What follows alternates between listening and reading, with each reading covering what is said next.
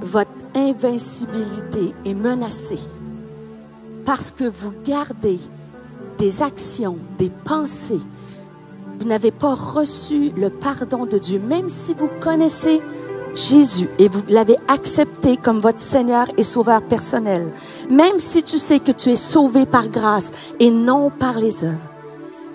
Mais certaines d'entre vous, vous gardez inconsciemment mais cachées des actions que vous avez posées il y a encore des années de cela, du passé. Et tu sais dans ton intelligence que Jésus t'a pardonné. Mais à l'intérieur de toi, ça a affecté ton cœur. Et je vais les nommer parce que le Seigneur me les a donnés dans mon cœur. Ici, et je sais que c'est le cœur de Pasteur Maud, nous sommes une famille. Il n'y a pas de jugement dans la maison de Dieu. La Bible dit, quand je mets les choses à la lumière, c'est là qu'il vient nous guérir. Et nous ne sommes pas ici pour jouer à l'église, mes amis. Nous sommes ici pour que Dieu vienne nous guérir et faire de nous des femmes invincibles.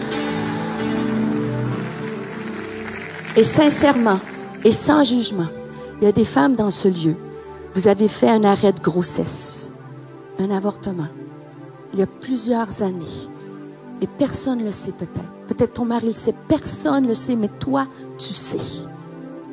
Et le Seigneur te dit, si tu confesses ta faute, je suis fidèle et juste pour te pardonner. Je t'ai pardonné parce que plusieurs d'entre vous, vous avez demandé pardon, mais vous n'avez pas reçu le pardon. Et je crois que Dieu veut libérer une femme de cette culpabilité malsaine. Il n'y a pas de petit et grand péché devant Dieu. Et le Seigneur te dit, c'est derrière toi. Les choses anciennes sont passées. Maintenant, toute chose devient nouvelle. Je veux le dire à une femme aussi dans ce lieu. Une femme dans ce lieu. Et c'est tout écrit dans mes notes. Il y a des femmes dans ce lieu. Comme cette femme adultère, cette Samaritaine au puits. En fait, il y a eu des gestes dans ta vie que tu as posés dans ton mariage, que personne ne sait, et que tu as demandé pardon. Et le Seigneur te dit, il est temps de mettre les choses à la lumière et d'être libéré de cette culpabilité toxique. Si je confesse mes fautes, il est fidèle et juste pour me les pardonner. Certaines, c'est une faille dans votre armure. Mais Dieu t'envoie une Canadienne pour te dire avec un accent québécois, remets l'armure de la justice. Il t'a pardonné.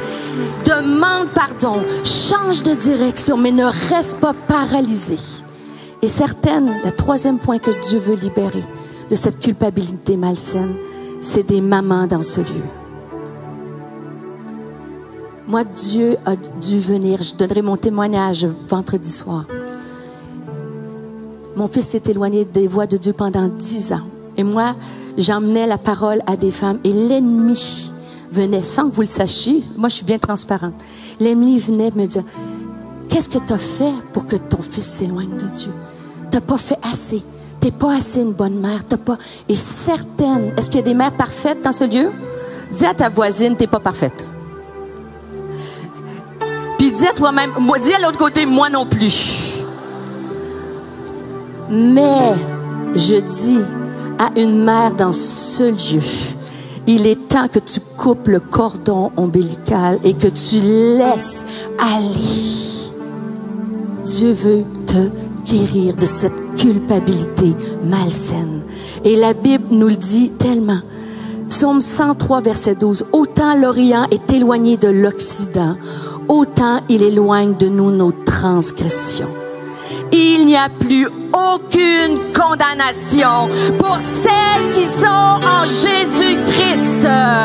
Déclare-le, la vérité, c'est ce que la Bible dit. Il n'y a plus dit à ton ennemi, tu m'as assez culpabilisé. Le sang de Jésus m'a lavé de tous mes péchés. Et lorsque je confesse mes fautes, il me donne la force de changer de direction.